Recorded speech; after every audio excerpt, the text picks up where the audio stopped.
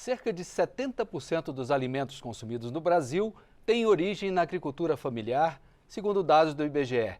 Isso, de acordo com o último censo agropecuário realizado pelo Instituto ainda em 2017. E segundo aquele mesmo levantamento, apenas 18% da agricultura familiar conta com serviços de assistência técnica e de extensão rural. Lembrando que o setor reúne cerca de 4 milhões de propriedades em todo o país. Eu sou William França e é para tratar de uma proposta de assistência técnica e de extensão rural para esse grupo de agricultores é que eu converso agora com o deputado Joseildo Ramos, que representa o estado da Bahia pelo PT e que está em seu segundo mandato aqui na Câmara.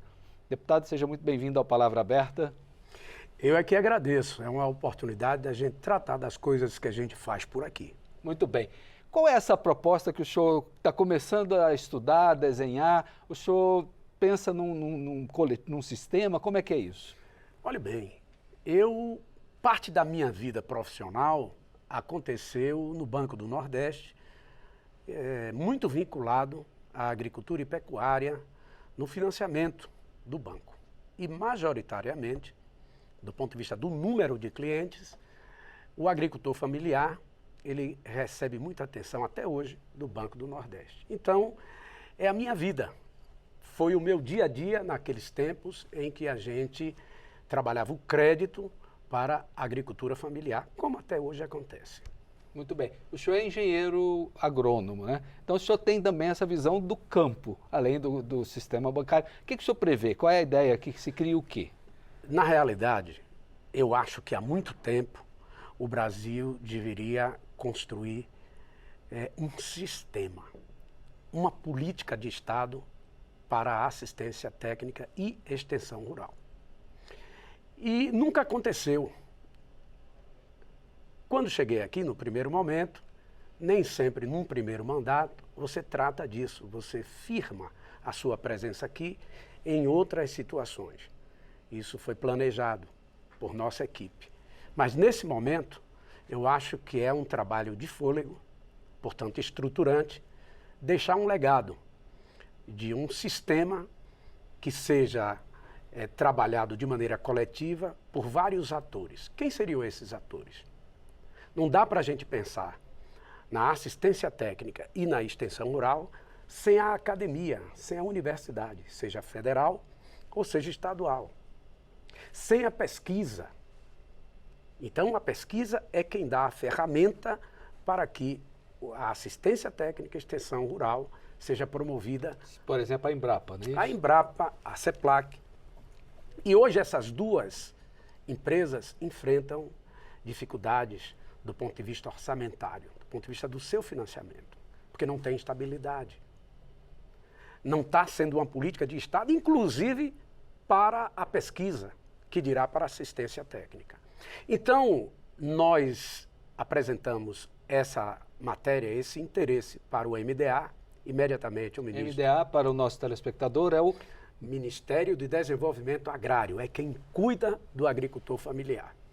E o ministro Paulo Teixeira abraçou essa ideia e desde o início do ano, no primeiro trimestre, no final do primeiro trimestre, nós fomos conversar com os principais atores.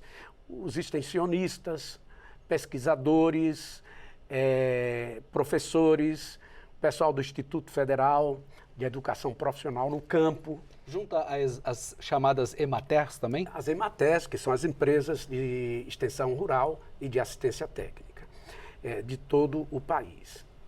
Nós fizemos um seminário e esse seminário ele aconteceu lá na UNB, a Universidade de Brasília, onde recebemos as organizações sociais, organizações de trabalhadores, a representação da assistência técnica e extensão rural, o pessoal do MDA e toda a articulação que envolve a Anater, que é quem cuida do financiamento das chamadas públicas de assistência e extensão rural.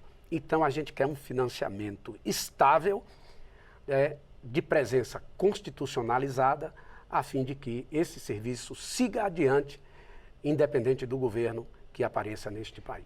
Para a gente fazer uma espécie de analogia, seria algo como o Sistema Único de Saúde, que tem sempre os recursos destinados e ele tem uma cadeia de distribuição dos recursos para estados, municípios, tem a participação federal. Os senhores imaginam um modelo assemelhado a esse, mas para pesquisa e extensão rural, é isso? É um sistema onde você tenha controle, administração, onde você tenha previsibilidade dos recursos e também não pensar a assistência técnica como um recorte. Não existe assistência técnica e extensão rural sem pesquisa e sem a formação. Imagine uma grade nacional para a formação do extensionista, do assistente técnico, que nunca aconteceu. Uma grade, o senhor fala de ensino formação, mesmo? De ensino. Então, é essa capacitação para poder construir esse sistema e nós já estamos conversando com os interessados ao longo desses quase um ano. Muito bem. Então, é isso. Muito bem. O senhor, pela sua experiência pessoal, né, de formação e de trabalho, o senhor deve ter vivenciado muitos casos em que as pessoas mudaram completamente de vida ou mudaram o seu padrão de vida, ou passaram a produzir mais ou melhor com base em pesquisa e extensão. Tem alguma historinha boa para contar? Tem. No primeiro momento, assim que formei, eu recebi uma proposta e fui fazer planejamento rural. Então, aquelas empresas que faziam projetos para financiamento bancário. Até então, eu não era do Banco do Nordeste. Então, o que foi que aconteceu? Eu tinha 20 anos quando formei. Quando eu chegava no lugar, o que é que esse rapaz está fazendo aqui? Então, eu me lembro, tinha um cidadão, o Calmon, que até hoje é meu amigo, conheço, ficamos assim de uma amizade muito grande do ponto de vista familiar. Isso em que município? Alagoinhas, no meu município. Então, ele criava aves de corte e criava suínos. Eu com a minha insegurança de jovem informado e ele com a desconfiança de se utilizar das indicações de um camarada que tinha terminado de formar. Então, observe que tensão, a gente fez tudo aquilo que tinha que ser feito do ponto de vista profissional e ele melhorou a condução. Aí, um belo dia, ele juntou a família toda e me chamou para almoçar, num domingo. Eu fui lá todo na minha. Quando chegou lá, ele disse, nós estamos aqui, toda a família, para parabenizar o meu doutor. Hoje eu sei que tudo aquilo que eu passei a fazer, o resultado é esse. Ele aí mostrou a planilha, que ele era organizado, e aí eu nunca esperava que fosse aquilo. Então, é assim que todo aquele que forma tem os seus medos, os seus problemas, mas tem essas histórias lindas, construindo amizades que vão para a vida toda. E melhorando a produção, que é o trabalho que importa. Sem sombra né? de dúvida. Muito bem. Deputado Joséildo Ramos, muito obrigado pela sua participação aqui no Palavra Aberta. Fica o convite para um retorno em breve. Sem dúvida. Muito obrigado. Estamos aí. Quer saber mais detalhes sobre o que conversamos aqui?